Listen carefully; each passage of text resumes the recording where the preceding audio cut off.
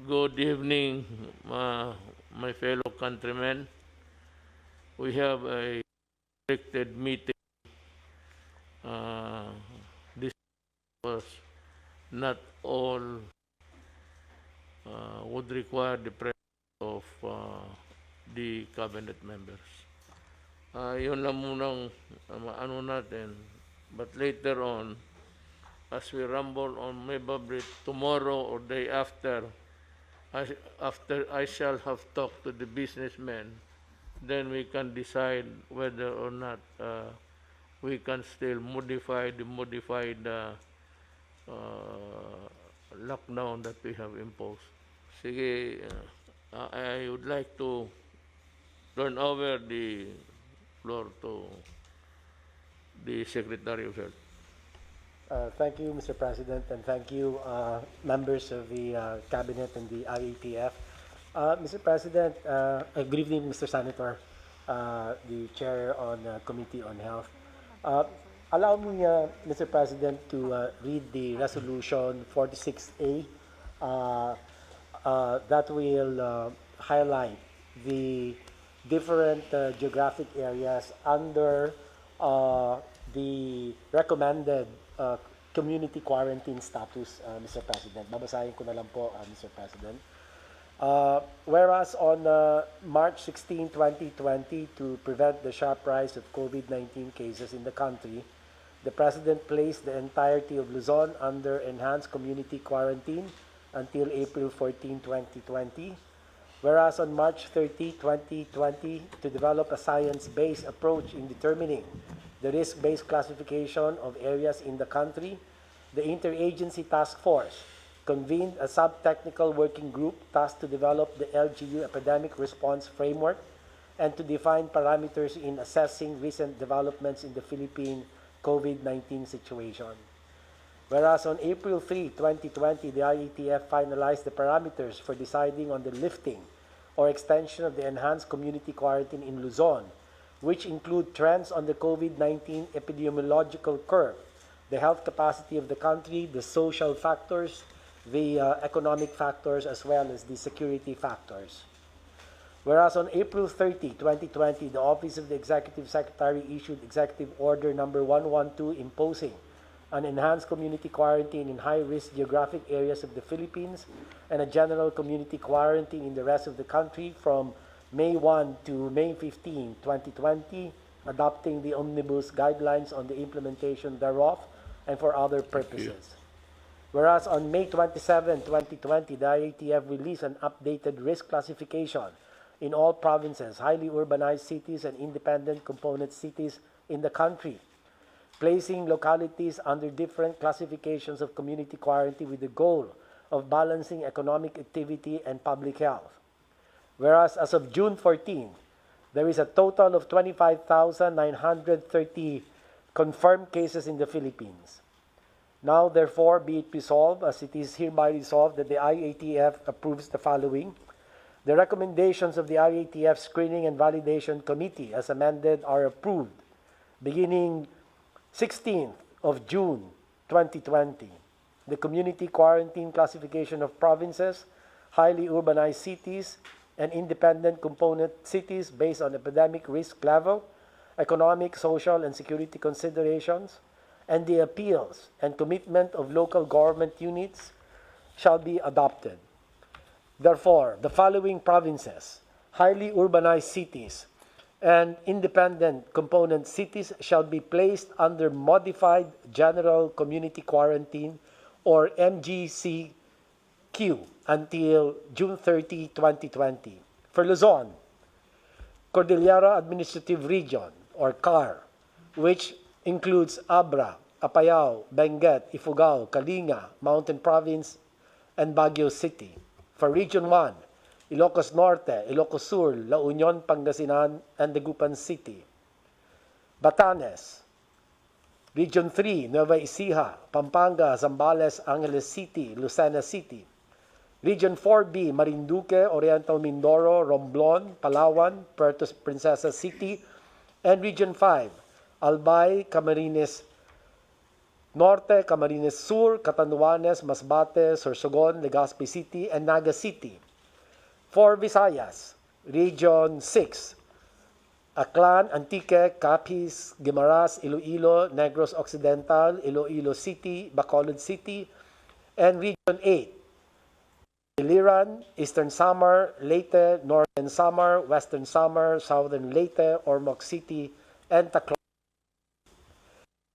Now, Region Zamboanga del Norte, Zamboanga del Sur, Zamboanga, Sibugay, Isabela City. For Region 10, we have Bukidnon, Camiguin, Lanao del Norte, Misamis Occidental, Misamis Oriental, Cagayan de Oro City. Region 11, we have Davao de Oro, Davao del Norte, del Sur, Davao Occidental, and Davao Oriental.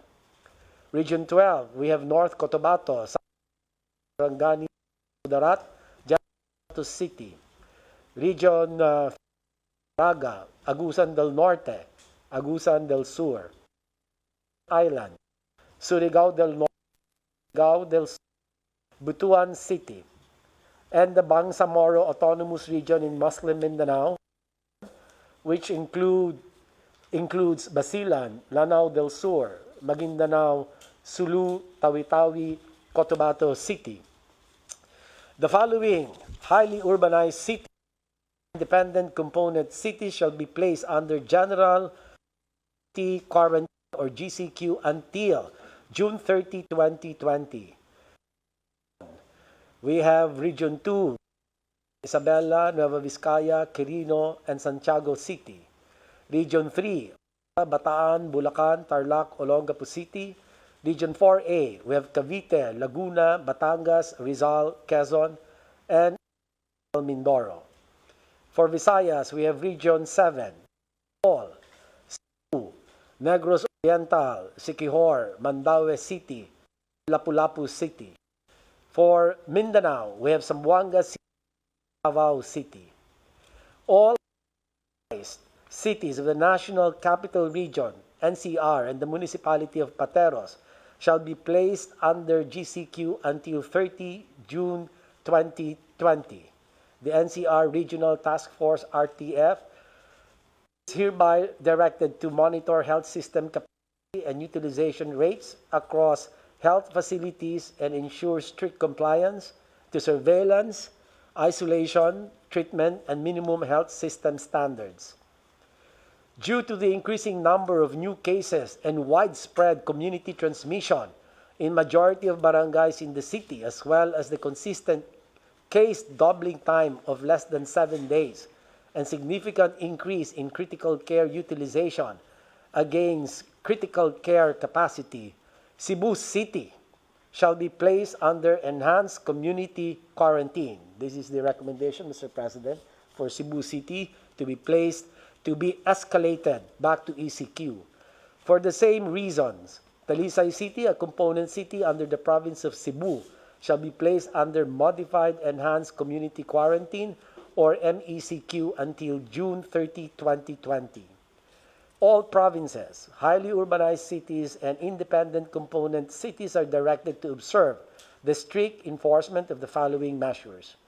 Minimum public health standards, especially uniform implementation in high-risk areas, such as healthcare settings, wet markets, supermarkets, government and workplaces, among others. Localized community quarantine in priority critical areas with community transmission with concurrence of the RIATF.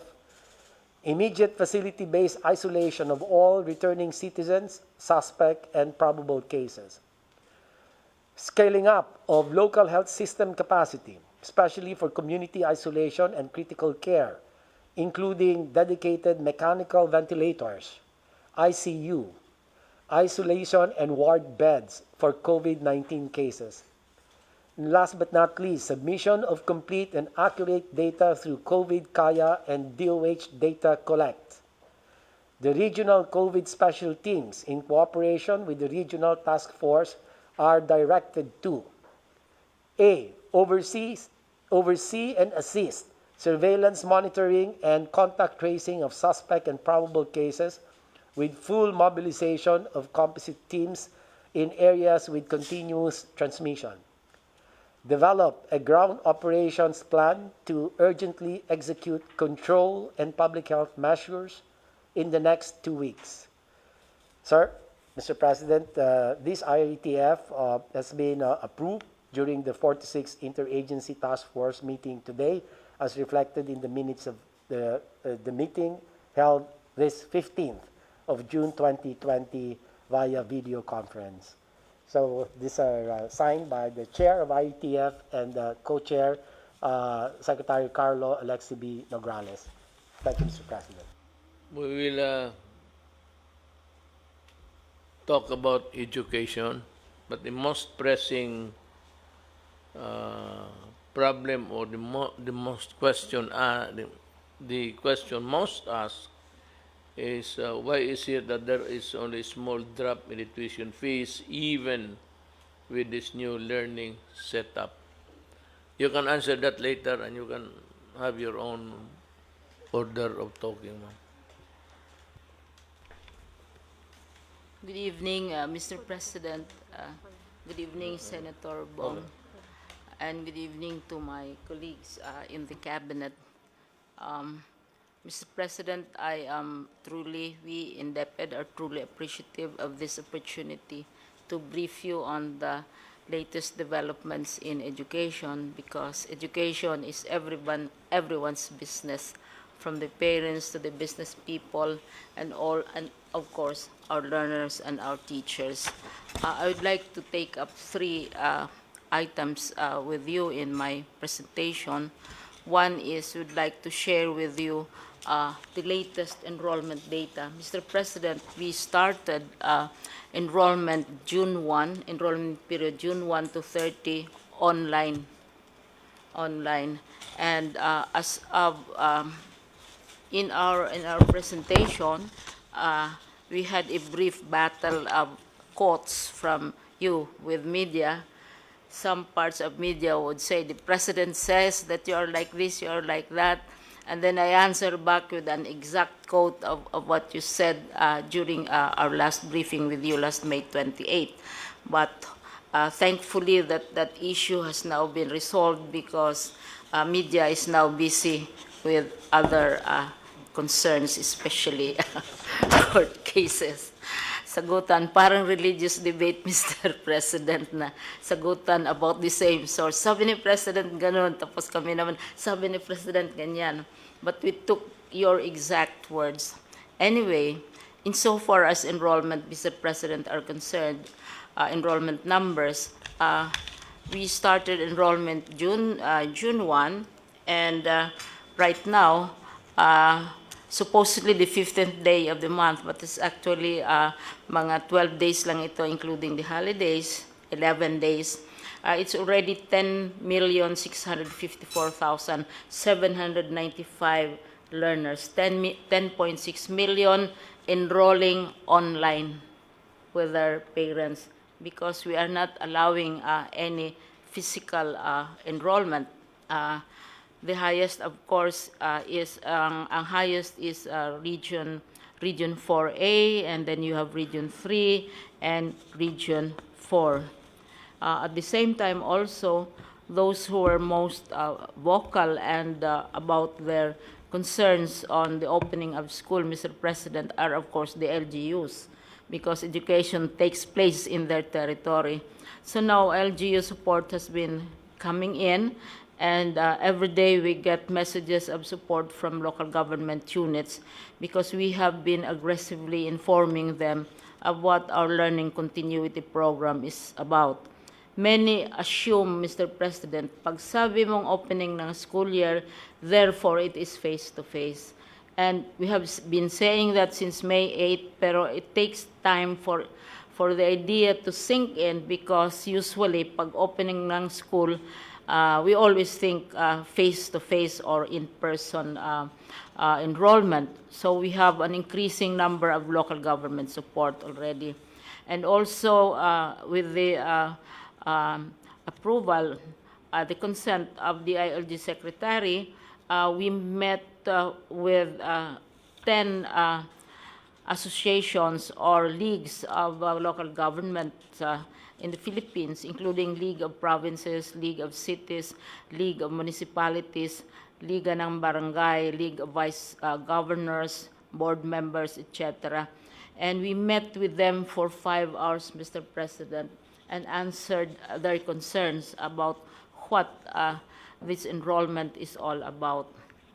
Mr. President, we also have, since May, we have April, we already started a roadmap because we had to select or identify a date, Mr. President, because we cannot keep people hanging.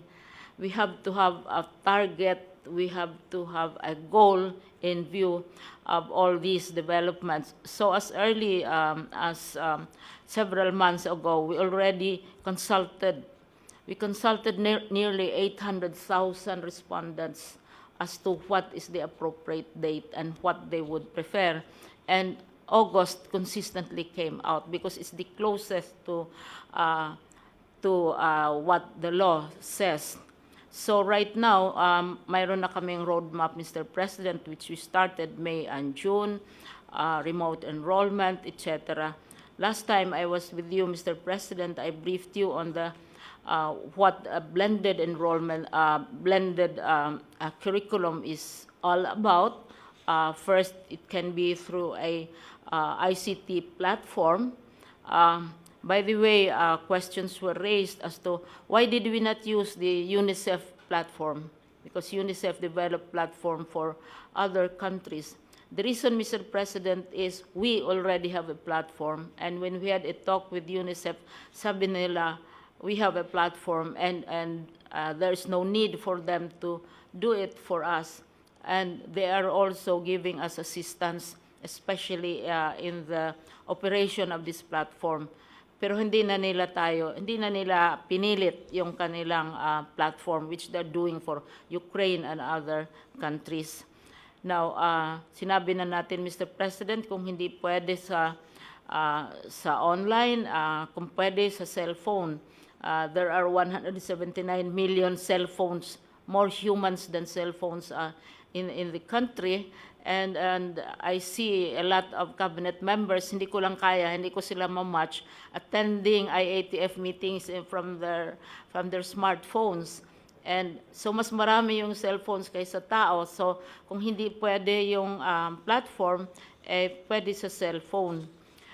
The other, which is attracting a lot of attention from other countries, is the use of television. Right now, there are many programs already on television because the law requires that 15% of airtime for television should be devoted for children. Sisingilin natin ito. So, all these possibilities, pero talagang kung wala talaga, Mr. President, walang internet, walang cellphone, walang TV, walang radio, yun sinasabi nating IBM that it's better manual. So we are producing also learning modules, but the children should not be going out to get the learning modules. This is where, Mr. President, kaya we are going to work very closely with local government units kasi yung mga barangay sa kanilang kiosk, sa kanilang where their offices are, doon i-deposit ng learning modules. Pipick upin ng parents, maybe kasi usually we allow one member of the family to go out, pick upin ng parents, and then in the afternoon, kung anong homework nila, ang teachers naman ang mag-pick up, i-correct. So, it will be a relay of materials. Kung talagang hanggang manual lang ang makayanan ng isang local government or isang school. So, ito, Mr. President, what is new? Everybody talks new normal. But what we are suggesting, Mr. President, is not really new.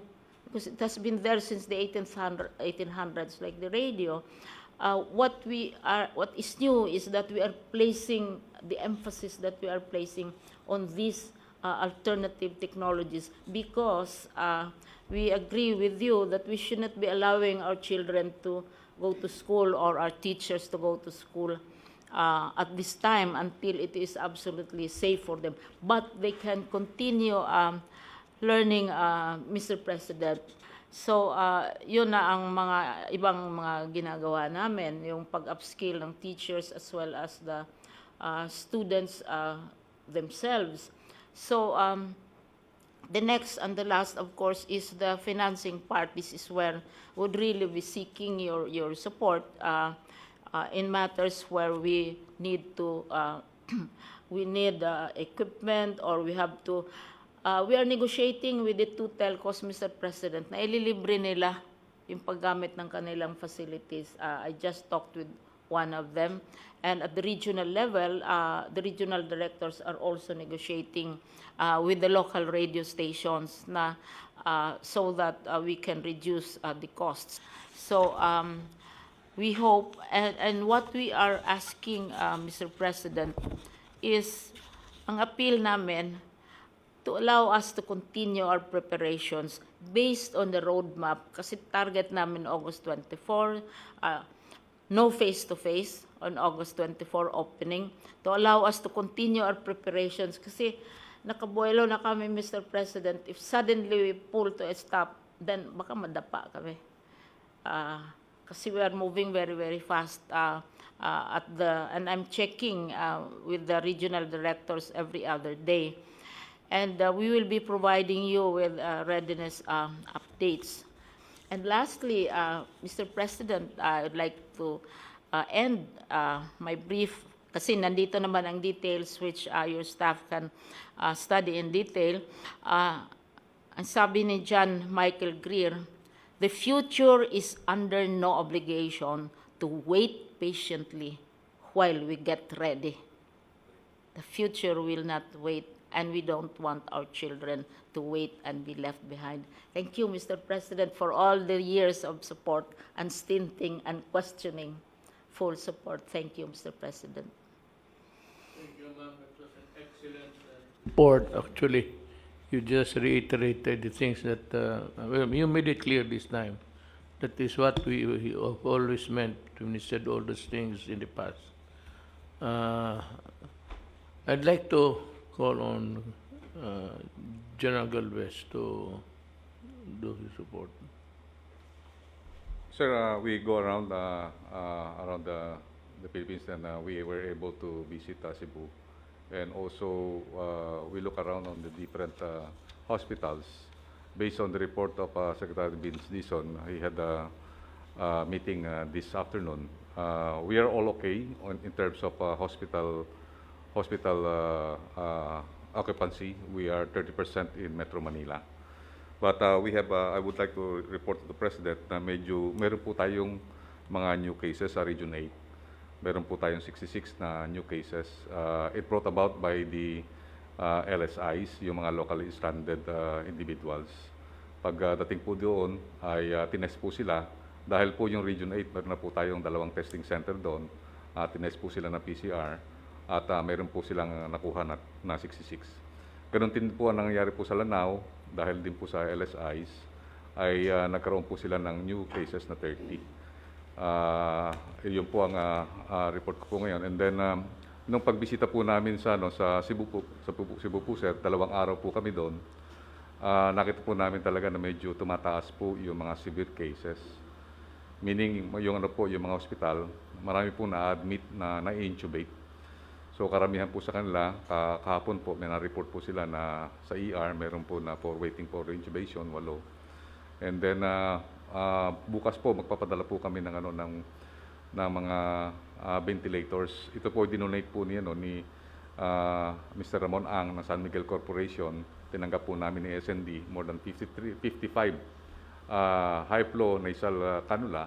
Ito po ay ginagamit po para sa oxygenation, at ito po ay isa sa magandang protocol na ginawa po na PGH. So magpapadala po tayo sa Cebu ng 20 bukas po. Kasama po ang more or less mga 6,000 na PPE para po makatulong po doon sa Nag-usap po kami ni Sec Mike Dino, at kami po ay nagtutulungan para po maagapan yung sitwasyon po doon sa Cebu. Kasi po sa napag-alaman po namin sa 15 na matataas na cases po sa buong bansa, 11 po yun sa Cebu City. Masyadong mataas po, at dito po yung listahan. na yung ano po, yung Cebu Mambaling, mahigit na 680 po sa isang barangay. And then sa Luz, meron pong active case pa rin na 216. So talaga pong tumataas po yung sitwasyon doon, at saka po sa Talisay, tumaas na rin po, meron pong mga additional cases. So 140 na po yung cases sa Talisay. So kaya po nag-usap po kami ni Secretary Duque na magkaroon po ng close observation po yung Cebu City, kasi nagkakaroon po tayo ng tinatawag nating spike. Kaya po nag-usap po kami na magpapadala rin po siya ng surveillance team this coming Wednesday, at in-approve na po nating secretary yung po ng C295. So ganun po ang gagawin po natin. Ang meron din po tayong inaabangan po na repatriation galing po sa Malaysia, at nagkaroon na po ng meeting po kanina. At yung po natin na meron po tayong more or less 5,000 po na inaayos po, nakikiusap po ang ating DFA na magkaroon po ng konting delay para at least ma-prepare po natin yung ating tinatawag na Zamboanga one-stop shop. Pero nakaprepare na po si Yusek Yano at ang kanyang si Yusek Dodo Dulay, nag-usap-usap na po sila kanina. At yung pong ating mga tinatawag nating locally stranded dun po sa Malaysia ay ibabalik po natin ngayong mga last week po ng June at saka July po. Yun lang po, mahal na Presidente, ang aking may report sa inyo ngayon. At ako po ipupunta rin po sa Region 4A, dahil ang Region 4A po medyo nakita po natin hindi pa ho gano'ng nag-i-improve yung kanilang mga sitwasyon. At nung last time po nanggaling rin po ako sa Region 3, maganda po ang sitwasyon sa Region 3. Mukhang nag-i-improve po ay yung sitwasyon ng mga different provinces. Yung Bulacan lang po ang medyo tumataas pa rin po yung sitwasyon. Pero sa lahat po ng sa Luzon, maganda po ang sitwasyon sa Luzon. Kaya po mga karamihan po nag-MGCQ na po lahat. At bago po ako matapos, happy birthday po Senator Bongo. Thank you for the narrative. Then go to General Anyo. It's your time. Magandang gabi po, Mr. President. Ang ating mga local government units, ang ating DILG field officers, Philippine National Police, BGMP at Bureau of Fire Protection ay handang-handa na muli sa bagong classification na inapruban ng ating Pangulo. Noong Sabado ng gabi ay nagkaroon kami ng pagpupulong sa mga mayors ng National Capital Region, kasama rin ang ibang miyembro ng IATF, kasama si Secretary Lorenzana, Secretary Duque, Secretary Galvez, Secretary Dizon. Dito ay napagkasundoan natin na ang ating National Capital Region na ngayon ay under GCQ pa rin ay magiging agresibo sa pagpapatupad ng barangay lockdown. Kasi kahit na napapalit natin yung mga namamatay, pero marami pa rin positive cases, mga bagong cases sa National Capital Region. Kaya ito ang pagkakataon hanggang June 30 na ma-implement mabuti ang General Community Quarantine.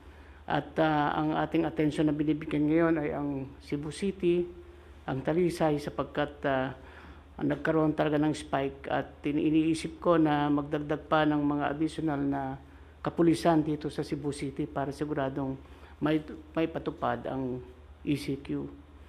Sa mga cases naman po na iniulat natin, ito yung mga barangay officials at mga LGU officials na nagkaroon ng mga anomaly sa ating pagpapatupad ng Social Amelioration Program. Nakatanggap tayo ng mga complaints mula sa 452 complainants.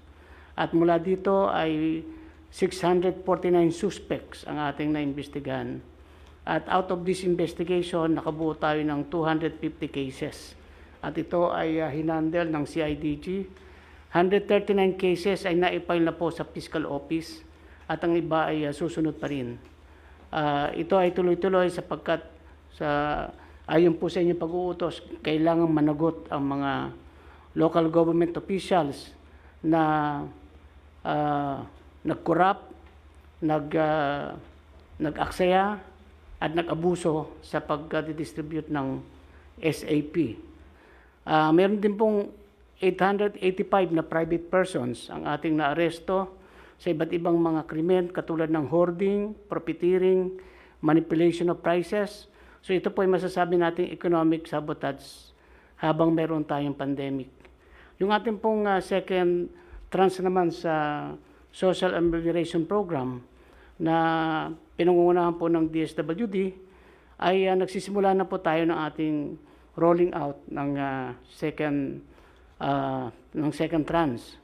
At ang maganda po rito ay pinagsama natin ang direct cash payment at saka electronic distribution. Bank-to-bank transfer, money transfer, digital wallet cards. So, mas mapapabilis po. At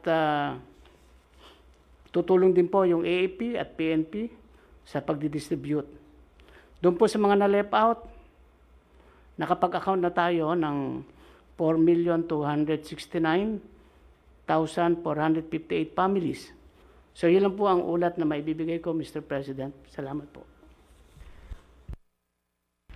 Salamat, John Anyo. General Lorenzana will give his... Magandang gabi, Ginoong Presidente. Kunti lang po itong report ko, parang update lang po ito ng mga ating campaign against COVID. Yung ating sitwasyon ngayon ay meron tayong 25,930 total cases. Mula rito, meron tayong recovery na 5,054. Ang natitirang active cases ay 18,888. Dito ay 18,412 yung mild o 97.4%. Asymptomatic 398, yung critical ay 17 lang po, Mr. President. Ang ating mga namatay ay 1,088. Itong nakaraang 14 na araw ng Hunyo ay 10 lang kada araw ang namamatay. So maganda po yung ating data. Dito naman po sa mga returning overseas Filipinos ay mula nung ito po ang total of 50,105 na yung ating na-repatriate sa kanilang mga probinsya. Mula 25 May hanggang June 14 ay meron tayong 41,000 na naibalik sa mga probinsya nila. Anong May 15 to 24 ay 8,922. So ay tuloy-tuloy pa rin po, Mr. President, yung ating pag-repatriate at pagtanggap na ng mga OFWs na galing sa ibang bansa. At ang target natin ay hindi dapat magtagal ng limang araw at sila ay may repatriate na. So, yung Clark nung isang linggo, itong nakaraang linggo, ay nakapag-repatriate sila ng mga OFWs na galing sa ibang bansa sa loob lamang po ng 3 araw. Yun lang po, Mr. President. Thank you. We will call now the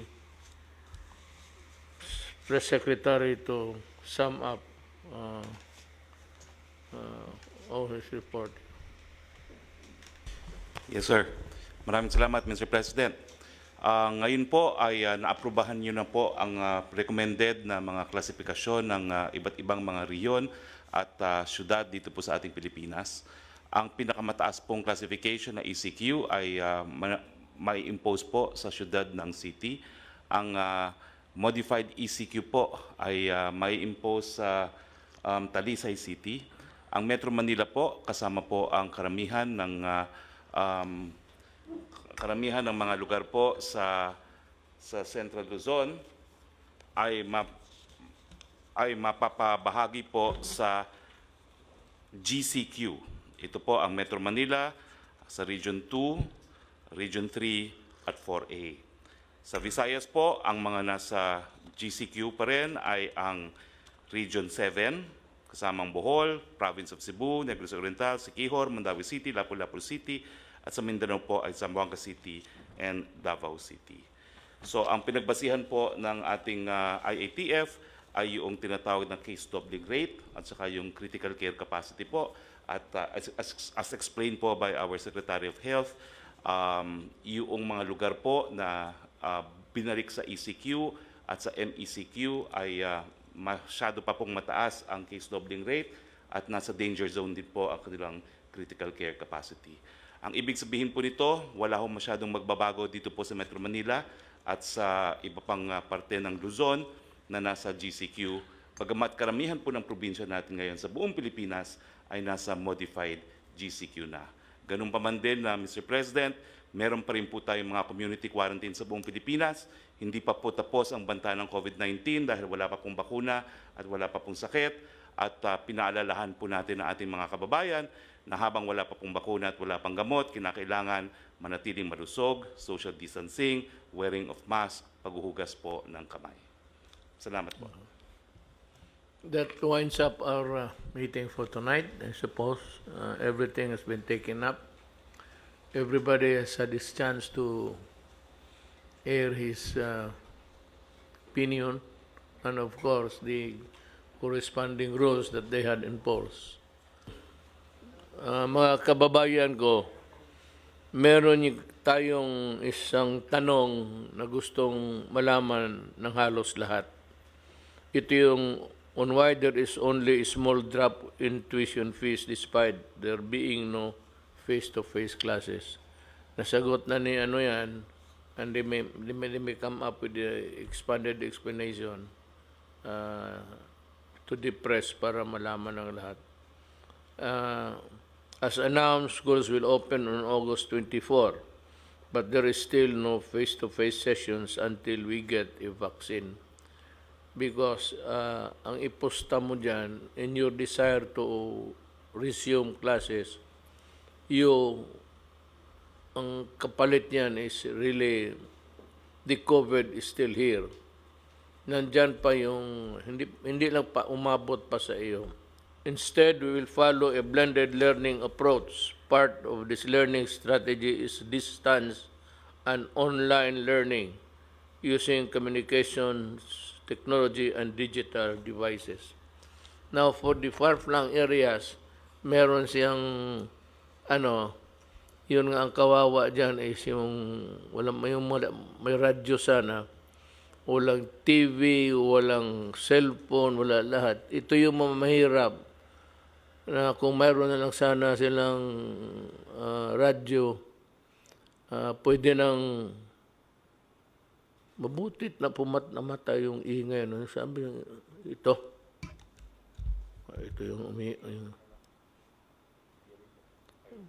yung air prisoner para hindi kami magka-COVID. Ang problema nito, baka pag uwi namin, mag-chill na kami.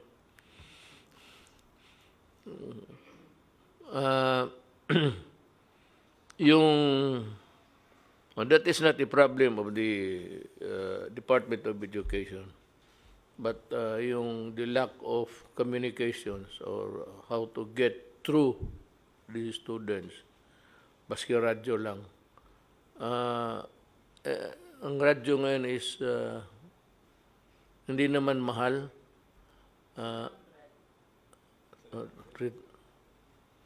Will by 300 sabi ni Secretary Briones. Baka kung magtagal ito talaga, sayang ang panahon, we might buy the radio at 300, maibigay sa lahat ng barangay, maabot ng radyo para naman yung mga mahirap, may communication sila sa teacher nila. Even without a face there, as long as you are really interested to learn, ito yung mga mahirap, kaawa naman. We will try to come up with something in the next few days. Maybe before the end of the week, I would be able to look for the money. Wala na tayong pera ngayon. I would look for the money to buy transistor radios to be distributed all throughout the country. We will try to do it. We might not be able to succeed to bring all of it to the barangay level, but we will try. I said, just give me until the end of the week. Ang the battle of sa COVID is not over. Sabi ko, nandyan pa yung germ na yan at hindi nawawala. Depende lang. Arami na. Dito ang tinatamaan, it's about 26. It's still, you know, I cannot say it's second wave because it is still increasing sa infected, tapos ang namatay is 1,000. Although what is very heartening is the recovery, which is about 6,252. It's a good record compared to the other countries. I don't know if it has something to do with wala. Ang diferensya sa atin is weather. Maybe it's not too cold or the germ is not really comfortable in hot places. We are gradually easing restrictions to make way for our economic viability as individuals and as a nation. But it does not mean that we will forget our minimum health standards. Ganito yan Hindi ko kayo mapigilan na lumabas. Hindi ko kayo mahuli lahat. Ang problema niyan, pati yung mga bata, kung samahin ninyo, or you allow your children to go out when the place is not yet ready for them to be outside at nagkasakit. Huwag ninyo kaming sisihin. Do not forget that we warned you about the grave consequences. Marami pang namamatay by the thousands sa Brazil. Ako, sinabi ko na kasi napunta ako ng Brazil. Maraming tao talaga doon, dikit-dikit. Sabi ko noong pag-umpisa pa lang, pag umabot ito ng South America, ang Brazil ang sinabi ko, delikado to. Dumating nga. It was a prophetic statement. But I know that I was there. Yung slum areas nila, kagaya rin sa atin. Ang mabuti na siguro dito, kasi naniniwala kayo sa inyong gobyerno. Well, if not really, sa personally, ayaw ako ninyo, just listen to our advice because that's intended for everybody. At para sa kapakanan ninyo yan. Ngayon, kung umalumabas talaga kayo, you run the risk of getting infected. Huwag ninyo kaming sisihin. Let us continue to observe proper social distancing kung maglabas kayo. Yung distance, magpalayo ka lang. Kung nandito ka sa Paranaque, iwasan mo yung taga Quezon City. Ganun kalayo. Para wala. I'm joking. Nagpapatawa lang ako kasi inaantok na kami. Kanina pa kami dito Frequent hand washing. Kung wala to alcohol, mura lang man ito. Or, you know, come to think of it really, maghugas ka lang ng kamay ng sabon. Yung ordinaryo lang na sabon, I do not have to mention the product, but yung sabon na panlaba, yung just on the safe side. Pag sabi niya, magsabi ka, kasing puti na nandamit ang kamay mo. yung may advertisement niyan. Mari, masyadong paputi ang labada mo. Hindi labada ho yan, kamay ko yan. Bear in mind that you have a part in our collective effort to prevail against the pandemic. Magkaisa talaga tayo dito. Kaya kung isa-isa tayo wag tayo sumunod sa iba kasi yung iba, they're suffering. Especially those who declared na pwede nang lumabas when knowing all along na nandyan pa ang COVID, hindi pa nawawala. The only way to fight COVID is vaccine or yung maybe yung miracle pill that would kill, just as an antibiotic would kill a bacteria. But itong virus cannot be killed by antibiotic. Katawan mo talaga ang mag-produce ng antibodies. Now, there's a pill, I hope it's true, na parang lalaban. And it can maybe, sabi, kill the... yun ang maganda. Pag yun ang dumating, pag available na, mag-order na ako ng, then I will distribute it. I will personally supervise the distribution. Ako mismo, I will supervise the distribution of the whatever there is para to guarantee that everybody gets a fair share of the medicines and the medical care. With that, I would like to say daghang salamat sa inyong tanan.